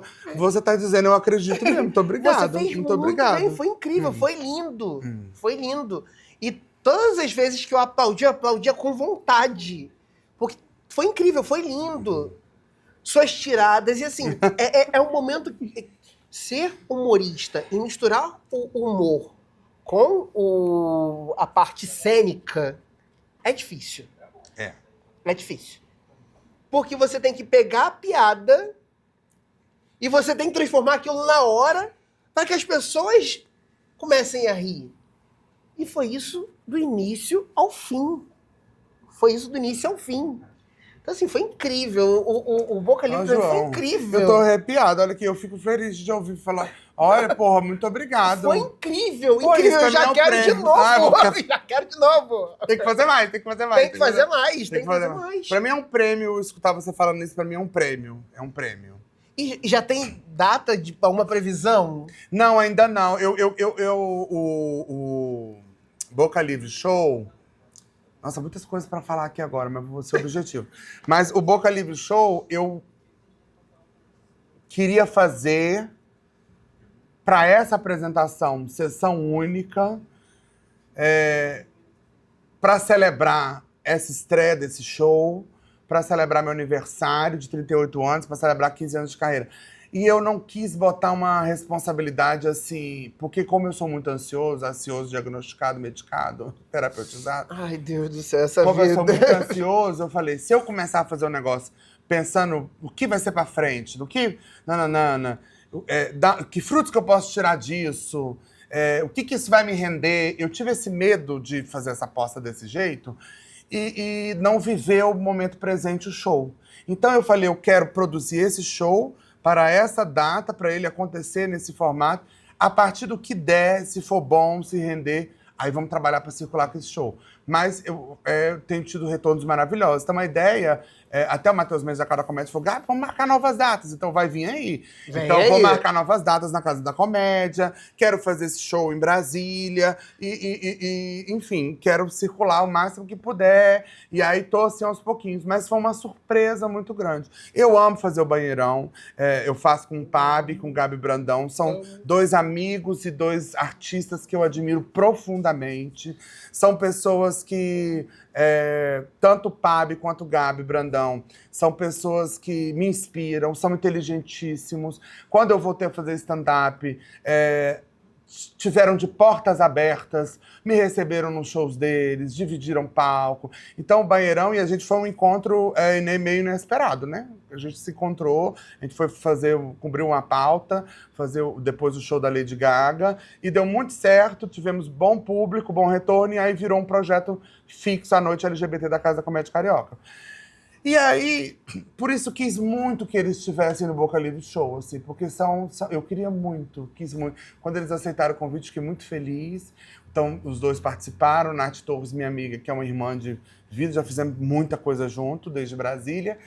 E aí, pra mim, foi uma surpresa. Quando o Matheus me disse assim, Matheus Med, né, lá da Casa da Comédia Carioca, me disse assim, Gabi, ingressos esgotados. Eu não acreditei. Aí primeiro que eu falei pra ele, você tá doido, menino? Em qual momento você não quis impedir isso de acontecer? Não tinha que ter impedido. Aí depois eu confirmei com ele de novo. Falei, você não tá inventando, não, fazendo gracinha, que esse povo da comédia é assim, né? Não, Gabriel, eu não acreditei. Tem até uma coisa engraçada que eu vou contar aqui, não contei em lugar nenhum. Que minha psicóloga foi... Olha que louco, não vi, porque elas têm coisa de ética, só eu pensei, gente, falei... Ali é que vai render pau. Esse eu já não tenho alta, amiga. Isso aqui agora vai fazer 10 anos de terapia. Fidelizou o cliente mesmo. Minha psicóloga foi. Aí depois tinha uma mensagem dela falando assim, Gabi, cheguei, os ingressos estavam esgotados, infelizmente não consegui entrar, mais feliz, que foi um sucesso. Aí eu respondi, eu falei, poxa, Ana, mas eu fico chateada, queria que você devia ter me falado, né? Não. Aí ela me respondeu, não, eu entrei, Gabriel. O Gabi Brandão tava no show, me catou eu tava indo embora, ele me olha isso. Ele me catou e falou, não vai embora não, que você vai ter lugar, nós vamos botar pra sentar. E ela assistiu todo o show. E ontem eu fiz sessão falando tanto desse show. Então, quer dizer, essa plateia tava bem misturada. Gente, eu não acredito tinha de tudo nessa plateia. E aí eu quis arriscar essa linguagem. Esse projeto foi assim, eu dei vazão, porque... Vamos ver o que essa cabeça maluca tá querendo. Porque ano passado eu fiz uma oficina com a Nascar, que foi minha professora da Unirio, o jogo cômico da máscara ali no Teatro Sérgio Porto. Eu gostei muito de jogar com a máscara. E aí o Rodrigo Sangondaré fez, que é maravilhoso, esculpiu... Eu ia fazer 2 performances, com 2 máscaras diferentes, né? Mas aí, por conta do tempo, tudo eu escolhi uma. Larvária. E aí... Queria essa coisa de resgatar. Como era um show de celebração também, essa coisa de drag que eu tive, então eu queria fazer o lip sync. E eu acho que o teatro... E aí eu acho que tem 2 coisas, João. Eu acho que o teatro é esse lugar das artes cênicas mais democrático. Porque quando na minha vida que vão me chamar pra fazer Élphaba, verde, careca, subindo na vassoura, em lugar nenhum. Então eu faço no show, entendeu? Nunca diga nunca. Nunca diga nunca. Pode acontecer. Nunca diga nunca, né? Pode acontecer. Vai. Mas assim, X... E também, a gente vem falando desde o início, eu fui escrevendo blocos de texto para esse show. Quando me perguntavam, o seu show é sobre o quê? Eu não sabia falar. Eu falei, não sei. Também eu queria pegar repertório desse tempo todo de show que eu estava fazendo, mas depois, lendo tudo e vendo, eu falei, não, esse show é sobre o desencaixe. Sobre meu desencaixe na sociedade desde criança até... E aí eu voltei para essa coisa de brincar com essa metalinguagem, de falar do próprio stand-up, porque quando eu voltei a fazer stand-up, apareceram muitas coisas, eu falo isso no show, né? Menino, mas você não pode se vestir assim, porque se você se vestir assim, não é stand-up. Mas se você não fizer assim, não é stand-up. Se você não é assim, stand-up. Eu falei, gente, mas que povo careta. Achei que o povo era mais descontraído, né? Que povo careta, esses comediantes humoristas. Tudo parece ser uma bíblia Tá faltando só citar, assim, Mateus 47, Apocalipse 58. Se você aparecer de brinco, você tá entendendo? Vai cagar, né? ficam querendo impedir a gente de fazer as coisas, né? Aí engessa a criatividade. Engessa a criatividade. Entendeu? Aí fica mais do mesmo o tempo todo. Agora eu quero saber... E você fez a novela Elas por Elas, que você fez o remake da novela, que foi pra novela das 6, e você fez o Polvilho. Como é que foi essa experiência? Foi sua primeira participação em uma novela da Globo? Como é que foi? Olha só, Elas por Elas, a versão original era uma novela das 7. Sim. E aí eles fizeram um remake pra 6. Eu acho que ainda ela tem cara de novela das 7, mas quem sou eu, né, pra falar coisa. Ela tinha um mistério ali, legal. E foi mudando também, eu acho. Essa coisa da novela ser uma obra aberta, eu fui entender fazendo a novela, porque eu nunca entendi, mas muda mesmo. Sim. Né? Vai mudando, o caminho vai ser outro. Pra mim, inclusive, foi ótimo, porque eu fiz teste pra novela, não foi do sofá. Eu não fiz teste do sofá. Eu conheci a Maura Maltner numa peça. Minha mãe tava num papo com ela, muito doido. Eu falei, pelo amor de Deus, o que minha mãe está falando? A Maura Maltner. Dona Vera! E a Maura Maltner é tipo uma diva pop pra mim, sabe? Ela, Marisa Hort, Heloísa Pérez, são divas pop pra mim. Eu queria trabalhar com ela e eu fiz o teste. Voltei pra Brasília e tal, não sabia se ia render esse teste ou não. Depois fiquei sabendo que tinha passado no teste, que os diretores tinham gostado muito. Não sei se gostaram muito, né? Porque eu não tô no ar agora, senão teria me chamado pra outro estado. Tô brincando. Só pra dar uma gracinha, não sei se vai pro ar. Mas disseram que aí não tinha um personagem fixo pra mim, me ofereceram o Polvilho, que ia gravar algumas diárias, e aí, ele, quando fechasse a padaria, ele ia sair. Só que eu fui gravando, inclusive o improviso me salvou. O Felipe, que é um diretor maravilhoso, falou, Gabi, tá montando aqui a cidade, você não grava, vamos improvisando umas coisas. Aí ele, pô, já ganhou mais cenas, aí me marcou em mais cenas. E eu fui assim, aí vai ficar até o capítulo 12, vou ficar. Aí eu saí, acabei voltando, nessa reorganização da obra aberta, acharam interessante o personagem voltar, e eu me incorporei pro elenco e fiquei até o final da novela. Foi uma experiência maravilhosa, foi muito legal fazer. Pra mim foi a realização de um sonho, porque eu sou noveleiro. Eu tô vendo as novelas tudo ainda, eu adoro ver novela desde criança. Eu amo. Ver essas novelas antigas, tudo. Quero fazer mais novela, amigo, porque eu ainda não realizei o sonho. Eu quero fazer ainda uma cena novela dando tapa na cara dos outros. E falando, calhorda, seu calhorda, quero fazer. E aquela cena clássica de jogar gasolina, incendiar o lugar e explodir, não fiz ainda. Vou fazer ainda. E de envenenar o povo, quero fazer ainda.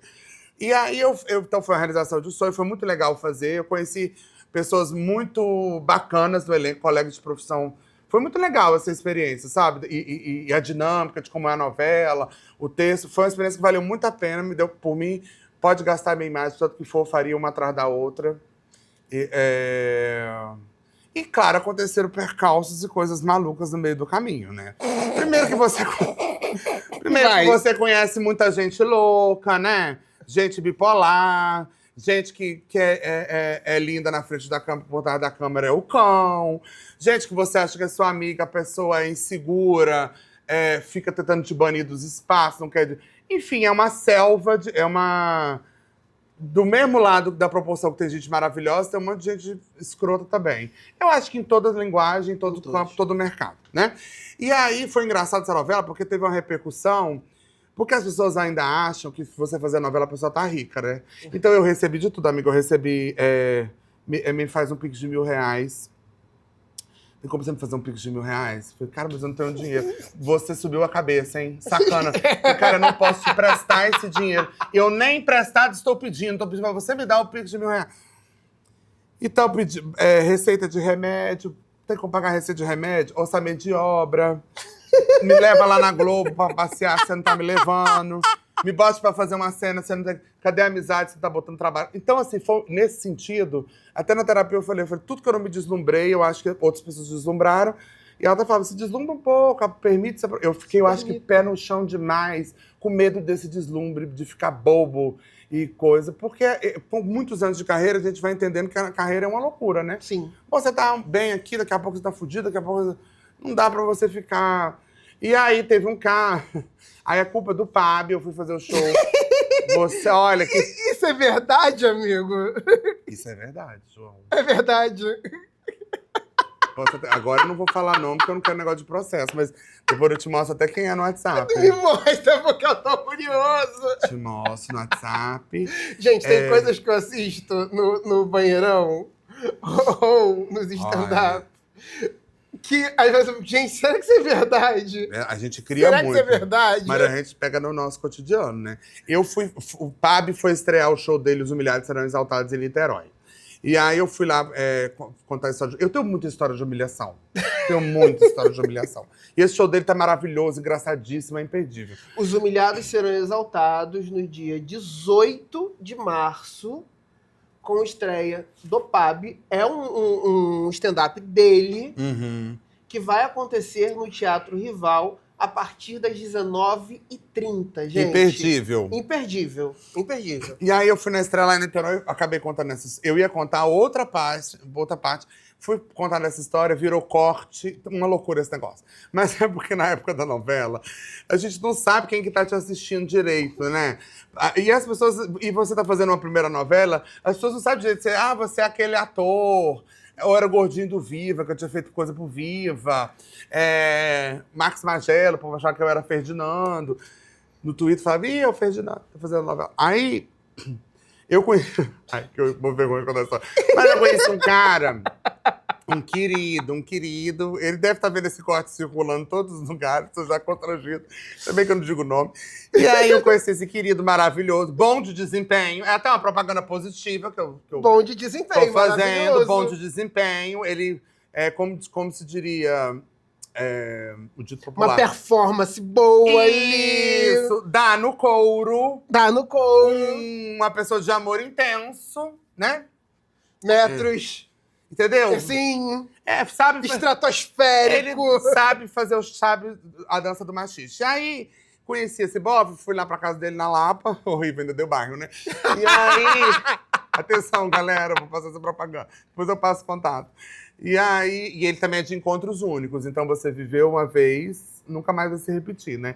Tem esse discurso. Terapia, bom fazer. Mas, enfim. Aí, eu fui lá, tal, não sei o que, enfim.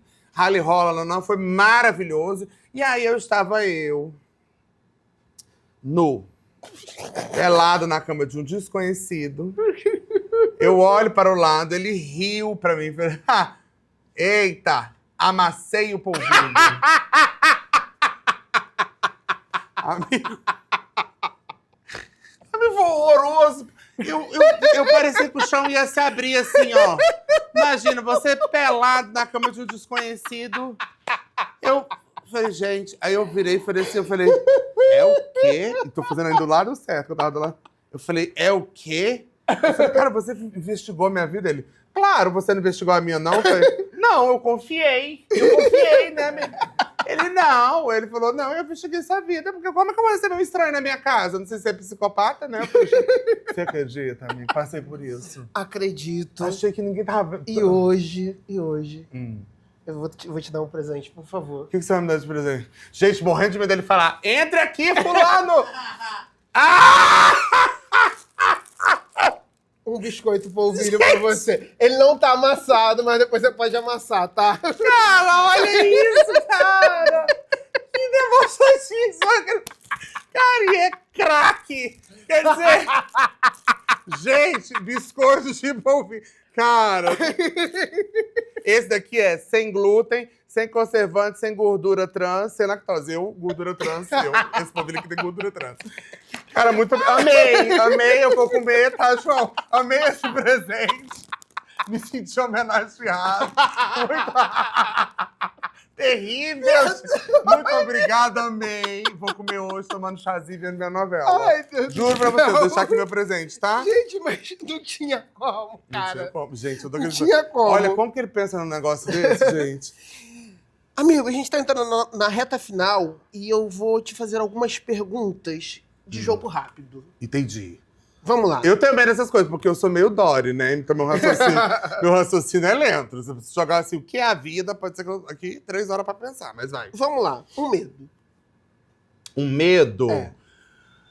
Eu acho que da depressão. Eu já tive depressão, eu tenho muito medo de ter esse quadro de novo, porque é mais do que tristeza, Falta de vitalidade, Sim. né? É um desencanto pela vida. Então, isso me amedrontou muito. E eu acho que eu sou um encantado pelas coisas, assim. Peixes, né? Então, desencantar de tudo é assustador. É um medo grande. Assustador. É. Um orgulho.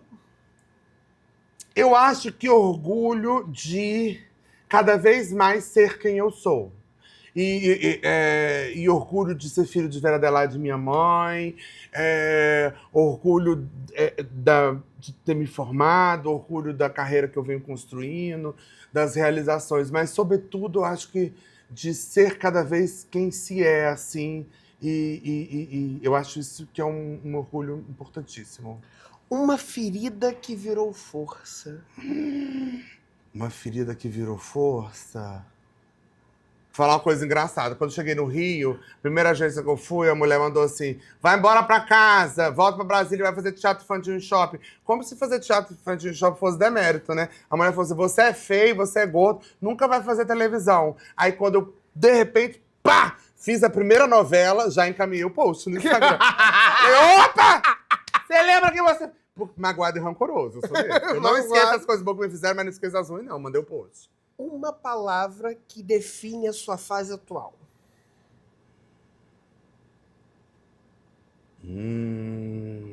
Aprendizado. Aprendizado. Porque eu acho que eu tô num momento muito aberto, com a escuta muito aberta para aprender, assim, para aprender novas coisas, assim, de me experimentar em novos lugares, assim, sabe? O sucesso curou algo dentro de você? Eu acho que o sucesso é uma... Se você pensar na moeda de cara e coroa, eu acho que o sucesso e o fracasso estão na mesma moeda.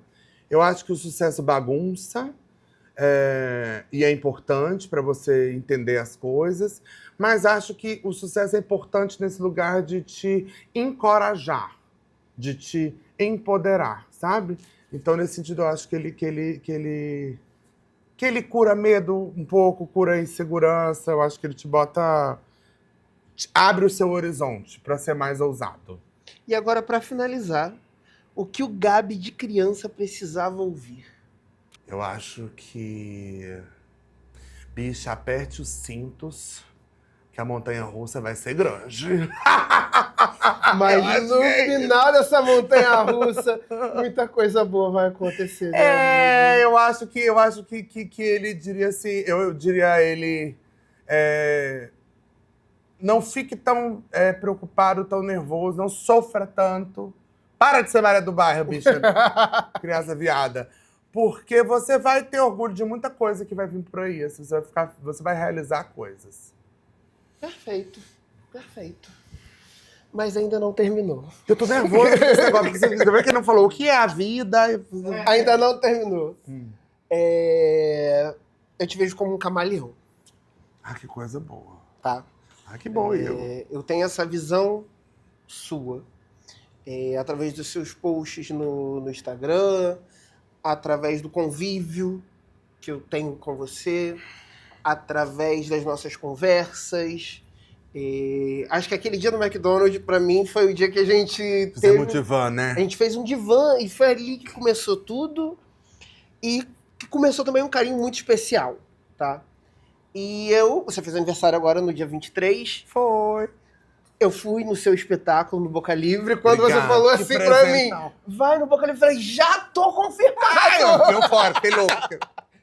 Mas eu precisava te dar um presente que fosse... que demonstrasse esse camaleão que você é. E eu já bem feliz, achando que meu presente era o polvilho aqui. Eu já bem feliz, eu vou comer com chá hoje. Não, não é. Não é o polvilho. Tem mais negócio aí. Não é o polvilho. Nath, obrigado, tá? Você me confirmou que ele iria gostar. Ih, gente! Ô, Natália, você não me falou nada, eu vou te pegar, hein? Eu dei uma fuxicada no seu Instagram e eu peguei uma... Eu vou te mostrar. Me mostra. Tá? Que eu acho que define muito você. Tô até nervoso, gente. Tô nervoso com isso. Calma aí. Define muito você. Por você ser camaleônico. É mesmo? Deixa eu ver. Meu Deus, João! Eu Coisa queria que mais fosse uma coisa gigante, tá? Eu queria que linda! fosse gigante, Cara, eu vou mas não mostrar- deu tempo. Gente! Meu Deus! Olha aqui, vou botar, eu nem sei qual que é a câmera que eu boto. Gente, olha que presente lindo! Olha que coisa mais. Gente, olha que coisa mais linda. Sabe quem vai amar? Simone. Ó, quem é a autora dessa foto, desse projeto Colors, é uma grande amiga chamada Simone Francisco, grande fotógrafa. Eu sou apaixonado por esse ensaio. João, que loucura! Você sabe que coisa mais maluca. Primeiro, muito obrigado. Muito obrigado, eu amei de coração. Porque tem uns. Acho que uns. O show foi na sexta. O show foi na sexta. Então tem uns 2 dias que minha mãe tá aqui no Rio. Eu falei assim, mãe, tô querendo revelar umas coisas pra botar na parede aqui de casa. Que um menino negócio de Feng Shui, e eu sou toda assim, do garoto, falou, tem que botar umas coisinhas. E aí eu falei pra ela, eu vou emoldurar um cartazinho do banheirão, que tem significado muito pra mim, vou emoldurar aqui do show, do Boca Livre, quero pegar umas fotos aqui. E eu falei, eu quero fazer um quadrinho com uma das fotos da Simone, deste ensaio, especificamente, porque foi um ensaio, João, que eu me senti muito livre, sabe? Eu ali, e ela me tacava tinta e expressão, a gente criou junto, assim. Então eu sou apaixonado por esse ensaio. Eu tinha as 3 fotos, eu fiquei pensando, eu conversei com o Johnny e, assim, o seu olhar nessa foto diz tudo. Diz muito sobre você. Gente, É um olhar destemido. eu tô apaixonado. Aí você fala que eu sou camaleônico e minha maior inspiração é Ney Matogrosso. Você é tô aqui me sentindo camaleônico, é a próprio Ney Matogrosso. verdade. É a verdade. Eu achei lindo demais. Vai já, em mente, chegar lá em casa, eu vou arrumar um prego pra botar na parede. Já vou botar na parede, ou vou botar em cima da... Já vou mandar foto pra você. Amei! Amei o presente. Amei, muito obrigado. Amei. Eu amo presentes criativos, sabia? Amo presentes criativos. Amo. Amei de coração. Vou levar, ó. Gente, muito chique. Você vem gravar um negócio, ninguém é presente. Estratosférico, você por onde passa deixa sua presença, deixa seu carisma, deixa seu sorriso, e isso contagia o mundo, tá? Eu sou muito feliz por você estar na minha vida, por você ter aceitado o convite de vir participar do Vende Talk. Foi o que eu falei, o Vende Talk, nesse início, ele é o convite para pessoas que fazem parte da minha vida de alguma forma, tá? O Banheirão da Casa da Comédia faz parte, você faz parte, o Gabi Brandão faz parte, o Pablo faz parte também. Eu esqueci o nome dele, gente, que eu fico zoando ele. Que fica lá na Casa da Comédia também. Charles! Amo, o Charles maravilhoso. Faz parte. Porque o humor, a comédia, ela ajuda a gente a viver a nossa vida. Então, às vezes, assistir o stand-up, ver vocês se apresentando, pra mim faz uma diferença gigante. Ai, que maravilhoso. Muda a minha vida, me faz rir. A vida é tão pesada que o humor, a comédia, faz a gente viver melhor. Que sabe? bom ouvir isso. E você é uma inspiração pra mim também. Meu Deus. Você é uma inspiração pra mim. Falei agora igual a Fernanda Montenegro, né? Meu Deus. Amigo, do nada você tá com seu cabelo vermelho, do nada azul, do nada um brinco que tá do tamanho maior do que a orelha. Do nada você tá com as unhas grandes. Do nada você parece a Cardi B com as unhas. E isso mostra que a gente pode ser quem a gente quiser. E se mudando. E você representa isso. Você representa a liberdade. E é a liberdade que todo mundo precisa ter. É a liberdade que todo mundo precisa ter. Que isso. E você representa isso pra mim e creio que pra muita gente. É totalmente recíproco. Tenho admiração imensa por ti, João. Um afeto enorme. Que bonito. Obrigado, viu? Eu que te agradeço por tudo. E é isso, amigo. Ai, olha, me chama sempre. tá? Eu amei, eu venho de novo. Se quiser, faça bunda lelê, amei. Esse programa tá... Olha que tudo lindo, a produção. Vida longa, sucesso pra você no programa. Muito obrigado. Muito Seu obrigado. talento como comunicador é uma coisa vibrante. Não tem nem como você esconder, nem se você quiser. O problema é seu, se vire com isso. Começando. A gente tem que comer. É caminhando que o caminho se abre. É isso. Fonte, Instagram, tô brincando. Obrigada. Pessoal, é isso. Muito obrigado. Um grande beijo e até o próximo Vem de Talk.